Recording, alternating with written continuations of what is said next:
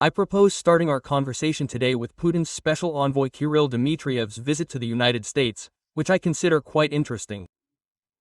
But can Dmitriev's visit be considered a failure? I think it's, I would say, a misunderstanding. The word failure means, for example, if Dmitriev had met with some important people, decision makers, and failed to reach an agreement.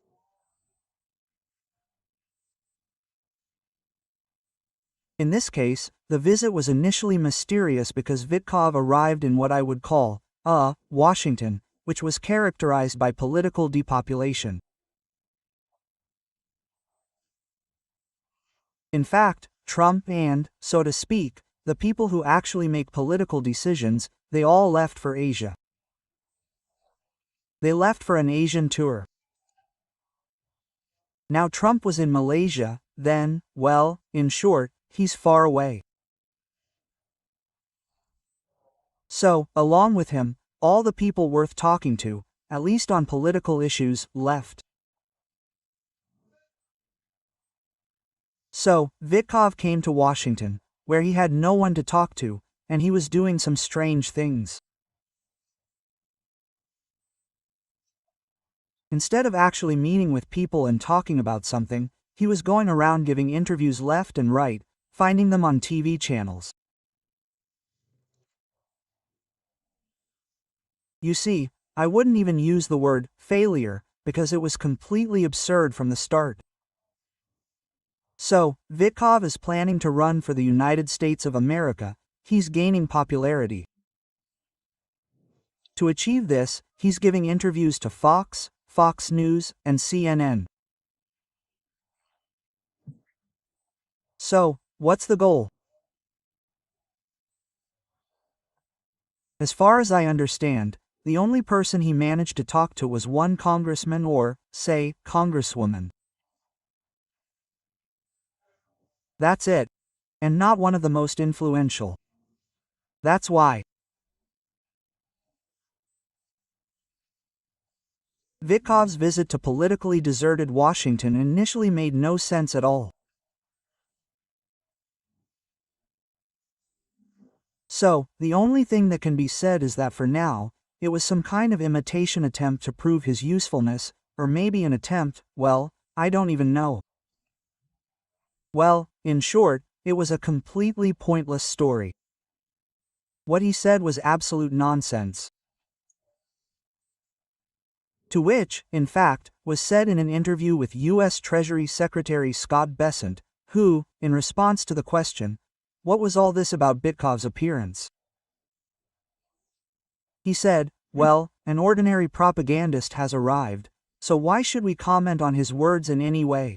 What's the point of commenting on the words of a propagandist? So, well, this is just utter nonsense. A man who, in general, has no connection whatsoever to real politics, but an ordinary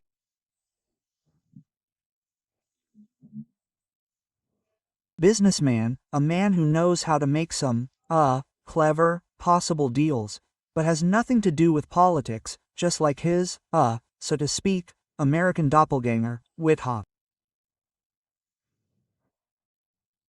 In other words, these are two people who, on one hand, are supported by Putin and, on the other, by Trump, in order to make some strange deals. Well, in this case, Dmitry has completely failed, just as Vitkov recently failed. So, here we can say the score is 1-1 in this, at least in this competition between Russia and the United States of America, unlike all other competitions where Russia is hopelessly losing. Yes, well, here are these 2 points, yes, accordingly, and who did he speak with and what did he say in various media outlets, for example, CNN and Fox News, you noted. Let's go into a little more detail. Let's start with who he spoke with. That same congressional committee and the future meeting of Russian Duma members with some group of congressmen announced by Vitkov. Do you get the feeling that Moscow will try, well, I don't know whether they will succeed or not, to implement the concept of institutionalizing the American Putin-Versteers, well, something along the lines of the AfD in Germany, so that it turns into some kind of structured political force? Well, some attempts might be made, but I have a hard time imagining how it would be implemented. You see, in principle. Well, yes, of course, Russia has the potential for some kind of bribery, the potential, so to speak, for injecting insane amounts of money in order to create, so to speak, friendly structures.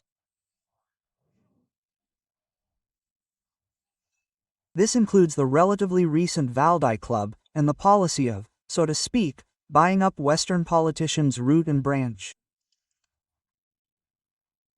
So, all of this is present. But I very much doubt anything will come of it. Especially since, you see, such a serious matter requires talented people. Kirill Dmitriev, I don't think he's capable of achieving anything in this field.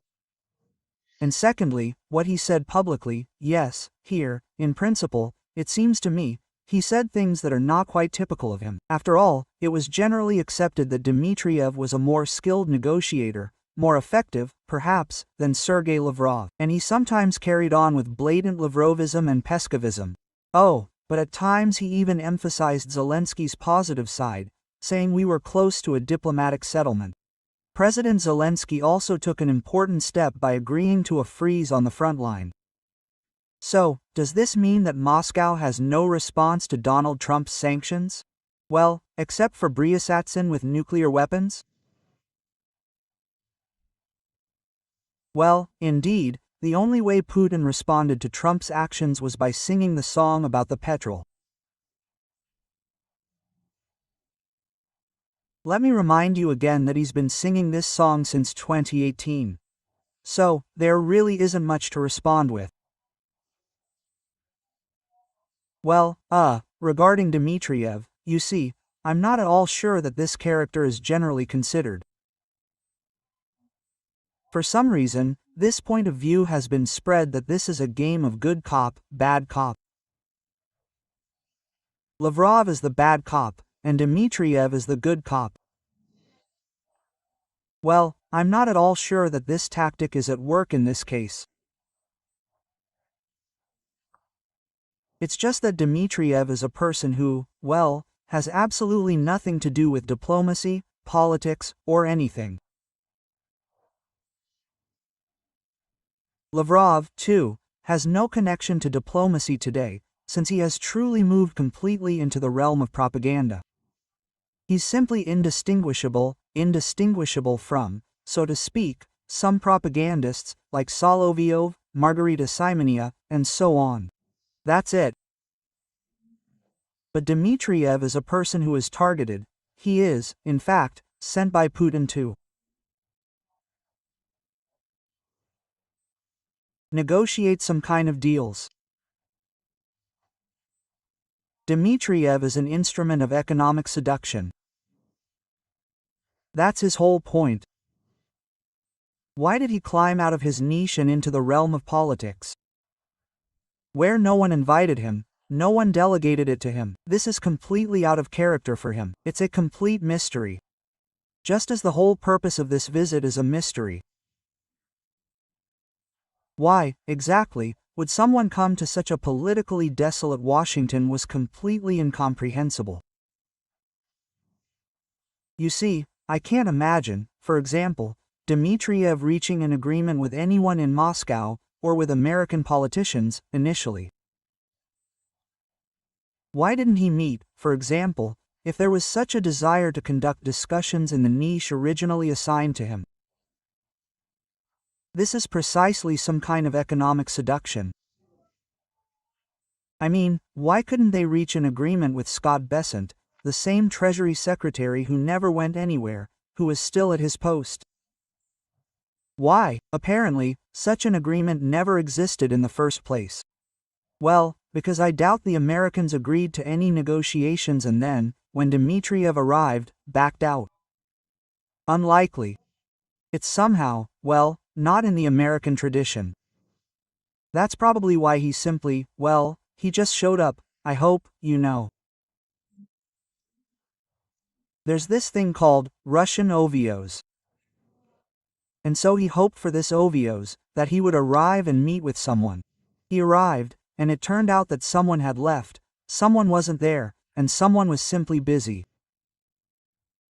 And so, just like that, in a rush, in a hurry, that is, once again, this person demonstrated absolute unprofessionalism, pathological unprofessionalism, but the same kind that Vitkov demonstrated during his visit to Moscow, that is, when he met with Putin, forgetting to bring a stenographer. As a result, no one knew what they actually discussed for 5 hours except these two people. And Vitkov completely, so to speak, completely distorted Putin's position and reported to Trump Putin's completely false position, as Trump was convinced of during the meeting in Anchorage. So, in fact, there are two peas in a pod. There's Vitkov on the American side and Dmitriev on the other. These are completely unprofessional people tasked with conducting some pretty serious negotiations. But in this case, Dmitriev has proven, for the 1000th time, his complete and utter incompetence in the mission he's attempting to carry out. Yes, so, we can conclude that the Russian, maybe, which Dmitriev was hoping for, hasn't worked. Neither have Vladimir Putin's nuclear threats, judging by Donald Trump's reaction to them today. And can we even say, Igor Alexandrovich, that since last week the US has finally begun to negotiate with Russia from a position of strength? Well, I'd really like to hope so. And that's the case, because in fact, over the past 9 months, Trump has managed, as they say, to endure and deliver some pretty serious sanctions. These are his first sanctions, but they've hit what many are now calling the oil bullseye. So, Lukoil and Rosneft account for half of Russia's oil trade. Sanctions against them are undoubtedly a very painful thing, as everyone is actually noting. But what everyone is noting, but to what extent, well, this story, of course, is very powerful in that for the first time, America and the EU are acting in concert, because right away came these, so to speak, 19th package of sanctions from Europe. That's also good. Trump's attitude toward the possibility of using Russian assets is quite lenient. This, in fact, is if it works out, but we're all waiting for December 19th, when the second EU summit will take place, at which this decision should be made. So, this will probably be the most important decision. Of course, if this works out, it will be a very strong blow to Russia, because Ukraine will receive quite a lot of money. And as we know, for war, as Comrade Napoleon, who apparently understood something, said, or rather, apparently, in war, 3 things are needed: money, money, and more money. If we can free Russia's frozen assets from, so to speak, immunity, that will be a major shift. At least Trump has been lenient about this. So there is hope that Trump has moved, so to speak, to some decisive action against Russia. But frankly, I don't have much hope for this, because Trump is known for having 7 Fridays in a week. And I don't rule out the possibility that if Putin calls him again and says something uplifting, Trump might fall for it. I'm not sure this policy is consistent. So far, yes, for the first time, I emphasize again, this is the first time in 9 months that Trump has taken any decisive action against Russia, but he still has what may be his most important meeting with Xi Jinping ahead. And we'll see. But, it's like credit history. Trump's reputation doesn't allow us to, firmly hope that he'll stick to this position, that it'll be unshakable. Well, by the way, I'd like to give you a little encouragement here, because if we look at this long-term trend, yes, a hypothetical graph, economists love looking at graphs, we see that the trend from Donald Trump's inauguration to today has ranged from the dip, well, not the dip, from Zelensky's obstruction in the Oval Office at the end of February to the Trump administration's first action and sanctions. That is, our curve may be slightly upward, but it's still steadily upward. Well, again, I won't digress, I won't argue, but in this case, we're dealing with Trump. We're dealing with a man who, so to speak, has zigzags, ups and downs in his political line, his political rhetoric, his political actions. They're enormous. That is, he introduces tariffs, then cancels them, introduces 500% tariffs, then cancels them completely. In other words, it's all the same man. So, I wouldn't say that this is a sustainable policy. I just really don't want to be disappointed. So far, we're seeing what's happening, and I like it, but we'll see what happens next. You see, there's another very important story here. The thing is, lately, a lot of people have been saying that the war will end soon. Of course, I'd really like for these many people to be right. Who are they? Who are these many? It's Trump, who says that the war will end soon. This is Ukrainian President Zelensky, who's saying he foresees a quick end to the war.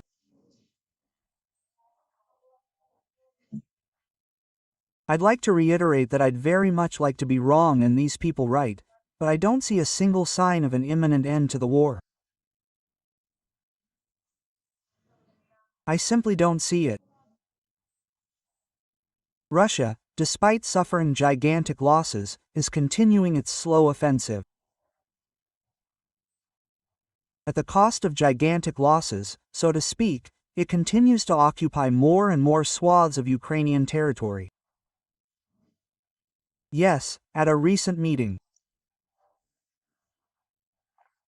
attended by Putin, Gerasimov mercilessly lied about the enormous successes and highly praised the center group. Incidentally, he has an incredible sense of Russian history, its own history, and the Russian language. Because people who grew up there in the 1960s and 1970s somehow failed to hear Vysotsky's song about, soldiers of the Central Group advancing across Ukraine, meter by meter, across a scorched plain. Calling the Central Group in Ukraine a remarkable sense of Russian history, of the Russian language. Well, God bless them, so there you have it, but in any case, there is some progress, And they say that based on this, the war will end soon. Well, I just don't see it. Maybe it's just my vision. Maybe Trump and Zelensky have some evidence of this imminent end to the war. Let's hope so.